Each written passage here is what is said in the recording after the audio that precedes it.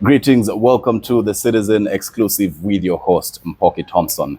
Today's episode, we have the honor of hosting Malala Yousafzai. Malala is a rights activist, but also a Nobel laureate. Malala, welcome to the Citizen Exclusive.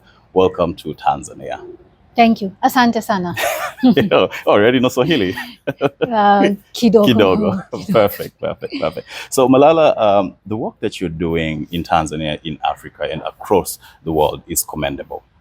This is your first time visiting Tanzania, but we understand that the Malala Fund has been active in the country since 2022, helping girls reintegrate to school, that is young mothers.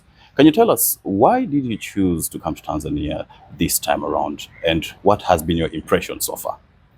I started Malala Fund, a non-profit to advocate for every out-of-school girl to be able to learn and complete her education. Tanzania is one of those countries where there are more than 2 million girls who do not have access to secondary education. They face issues in traveling to school, inside the school as well. There are safety concerns, and there has been this biggest barrier where teen mothers and early pregnancy issues have kept so many girls out of school. So our priority was to ensure that we address all the barriers that girls face, work together with the local education activists, so that in Tanzania there is no girl who misses the opportunity of learning.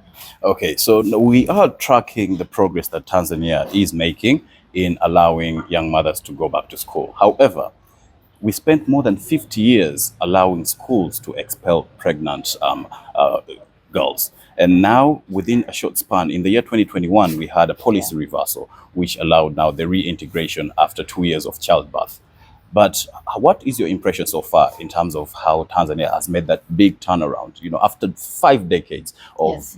not allowing pregnant girls to go to school, and then now we had the reversal. What has been the progress? I think the re-entry of girls, the early the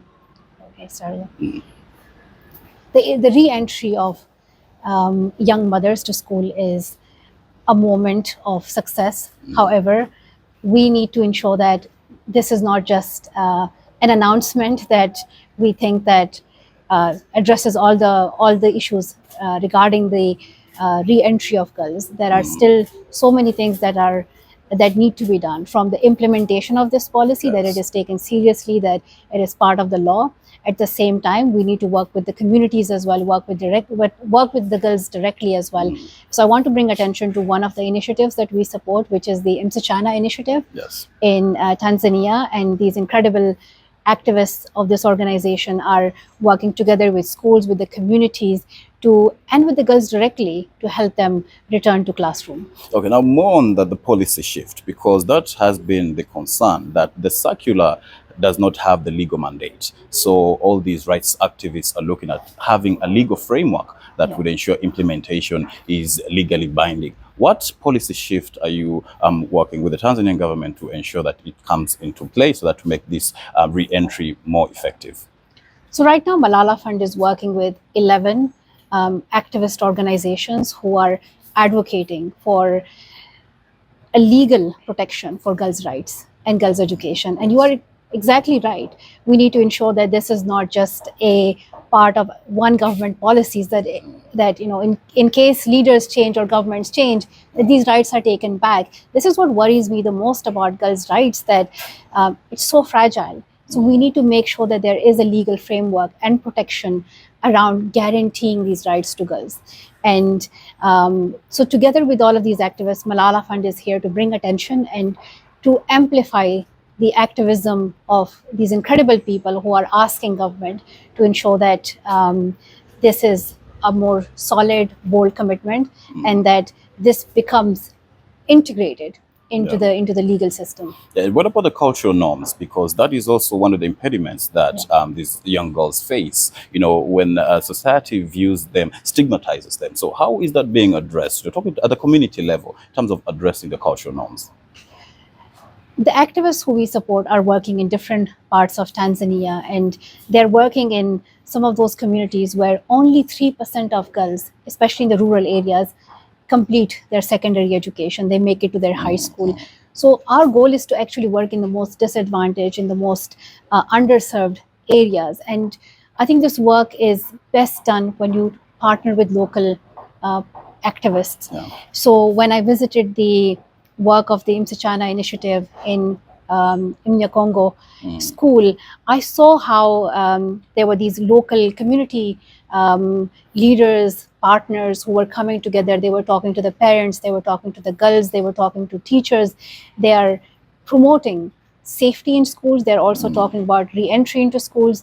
And I think it's really all stakeholders and all people coming together that can help us make a difference. And I'm really positive, I'm really optimistic about the transformation that we are witnessing. And I hope that this momentum continues and we give more support to these local activists. We fund their work, we listen and support their advocacy because they are driving the real change here in this country for girls. Indeed. Now, another challenge that Tanzania and also Africa faces is child marriage, which is also a big impediment when it comes to girls going to school. What is Malala Fund doing, working with African governments and other development partners to tackle the issue of child marriage? Because in some countries, it remains part of the customary law. So Yeah. what is the initiative around that? Malala Fund's stance is very clear. And I have been a very strong advocate against child marriage. I think it should be as simple as this, that a child should not be married. A child should not be forced to make a decision like this. So they should not be forced into marriage. This is something that takes away their dreams from them, their agency from them. It is against a child's right. So my hope here is that in every country, including Tanzania, no girl below the age of 18 is forced into marriage. And we do everything to protect them, because when we protect girls from child marriage, we allow them to be in school. And at the same time, when we invest more in girls' education, we can help them to have a pathway where they're protected from things like child marriage. So it's that simple, Yeah. So you're saying it is that simple, yes. Logically speaking, when you look at Yes. the fact that young girls who are underage are allowed to get married, one would think that any government would strike that law out. But then that's not the case. What do you think remains the biggest challenge for many governments, especially here in Africa, to completely repeal such laws that allow child marriage? I think one of the challenges in these conversations has been the absence of women and girls in these discussions. In rooms where decisions about girls' future are made, girls are not present, they're not heard. And I wish leaders could sit down with the girls. They could visit a school, they could visit girls in a local community and talk to girls about their dreams, about what they want to see for their future. I've had the opportunity of meeting girls, and girls share their dreams with me. They want to become doctors, teachers, advocates, athletes, politicians. Yeah. They have big dreams for themselves, and they know that a pathway for that is a quality, safe education. They do not want to be forced into marriage. They do not want to be threatened. They do not want to be unsafe going to school or at home or inside schools. They want us to stand with them and support them. And so my hope is that we listen to girls, and when decisions about girls' future are made, that girls are heard and listened. And that's why we need to support girls-led and young women-led activism more. We need to amplify the work that they're doing, and I hope that will help us come up with better policies that are inclusive, that are gender inclusive. Indeed. Now let's talk about the gender-based violence. Tanzania, mainland Tanzania and Zanzibar has made progress over the years. We are seeing less and less cases about GBV. However, cases concerning children and also rape against girls remain high when you look comparatively. So what is being done to address GBV not only in Tanzania but across the globe? So Malala Fund has two priorities. One is the re-entry of teenage or young mothers to school. And then the second one is safety against gender-based violence at home, to school, and inside school. So safety at school has to be a top priority for us to ensure that girls can keep learning. And for that, we need we need safety. We need to make sure that the government is playing its role in ensuring that girls are protected, and I think these are some of the things that if we do not address them, the a large amount of girls would be impacted. So that's something that we're doing together with the activists here in Tanzania. They're doing incredible work to raise awareness, to also push for changes in the law that that everything actually favors girls and keeps them safe. Indeed, indeed. So when we're looking at the positive outturn in terms of the numbers of GBV cases declining, it is also believed that it could be due to the fact that there is an underreporting of such cases. So what is being done to engage the community in terms of speaking out more whenever anyone faces any GBV instance? So I think for Malala Fund, our work is about supporting education activists who work on the ground. Yeah. And I got an opportunity to meet some of the activists who we support. There is Haki Elimu, Hope for Young Girls. Yeah. There is Tim Met and Msuchana Initiative. And just speaking with just a few of them helped me understand how they are diving deep into understanding the root causes of the obstacles that girls face, and they collectively are advocating for girls' safety. The stories that they shared with me were heartbreaking. They have their own stories of being harassed. They have their own stories of gender-based violence as well. And I had an opportunity of hearing one activist story who refought for her right to be back in school after becoming a teenage mom. So, when you see how they have made their way out through education, they have now a better future. They wish the same for other girls as well. So they understand the power of education. And for Malala Fund, it's really important that we support the activism of local activists who are doing local level awareness raising work or doing national advocacy, because my own journey of activism started with just me and my father being activists in our community, and we believe in the power of local activism. So we want to strengthen that in Tanzania, partner with them to bring in a better and safe environment for girls to complete their school. Okay, but no, real progress is only made feasible if governments are able to put enough financial support into healthcare and education. But for Tanzania and other African or developing countries, it becomes very difficult when they also have to face the debt burden. And the debt burden comes due to the fact that we have to borrow from external partners and other developed countries to finance some of the mega projects that which could be infrastructure projects and what have you.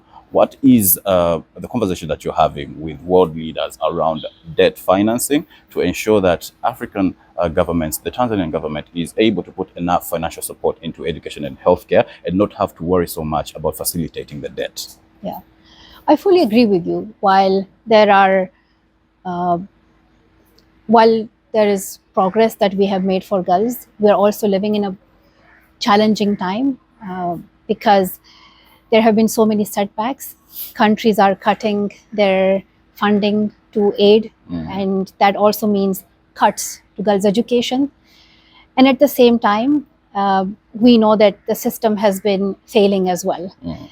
Countries are stuck in this debt crisis where, for example, like one study that we did showed that in 2024, 10 countries, the top 10 countries which have the most challenging environments for girls to be in school, have to pay 4 times as much on debt repayment than on their education spending. So this is like a clear hurdle. Resources are limited, and if we want to unlock those resources for education, specifically for girls' education, we have to address the debt issue. And that's why at Malala Fund, at the global level, at the national level, we are getting involved in the debt reform conversation. And we're partnering with Global Partnership for Education, GPE, which the former president of Tanzania, Kikwete, chairs. And it's our global partnership and alliance that we want to work together to remind our leaders, to remind governments that we'll not be able to serve girls. There are millions, 120 million girls around the world who do not have access to education. We will not be able to unlock that potential, unlock those resources for their education if we do not address the debt crisis. Okay, so every July 12th, the world celebrates Malala Day.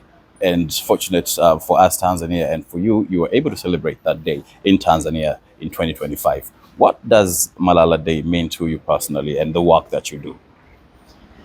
Malala Day for me is a day where we celebrate every girl around the world.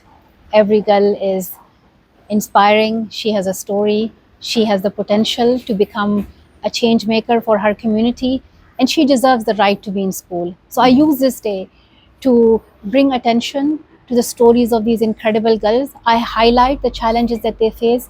I give my platform to them because their voices need to be heard.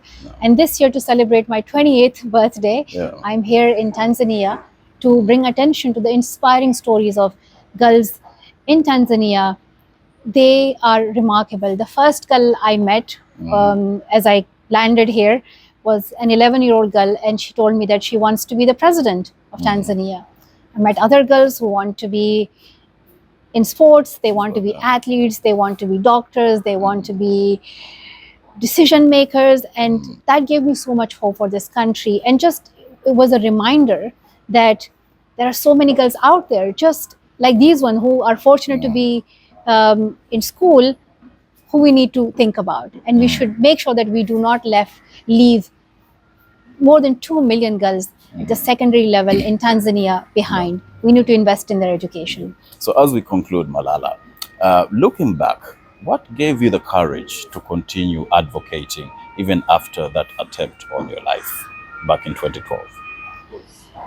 I was attacked for simply wanting to be in school, and for me, now it has become about the right of every other girl to be in school. So I don't know if it's courage or if it's bravery, whatever it is, but I want to see a world where no girl is left behind and education is her right. I remember the time when I was 11 years old and I could not go to school. I also remember the time when I was attacked for daring to go to school. And I also remember the times that I have spent with girls who are denied the opportunity to be in school. I know that this is an unfair world that girls live in when their right to education is denied. We have to step up to challenge that. Girls should have the equal right of learning and following their dreams. And my hope is to now transform what happened to me and what I experienced into something much bigger, because the Taliban wanted to stop me from learning. Now I want to advocate for all girls to be able to learn, whether it's girls in Afghanistan, to girls in Tanzania, to girls in Pakistan. We can create a world where there is no girl out of school. Okay, so just the final one, I want you to send a special message to a young Tanzanian girl or a girl in any part of the world who has lost hope for the future. What message of encouragement do you have for them? And you can just look right into the camera as you address them directly. To all the girls in Tanzania, wasichana wa Tanzania, and to all the girls around the world, I want you to know that you are powerful, you have the confidence, you can change the world, you can stand up for your right to be treated fairly, to have the right to education, and to have a better future. Always believe in yourself, stand up for yourself, and I want you to know that I stand with you. And we will ask every leader, every government to step up for you and protect your right to learn so you can lead and you can thrive in your life. Malala, thank you for that message. Thank you. And this marks the end of the Asante. interview. You were with me, Mpoki Thompson, for the Citizen Exclusive. We were with Malala Yousafzai. She's in Tanzania, in Dar es Salaam. We had a great conversation. Until next time, adios.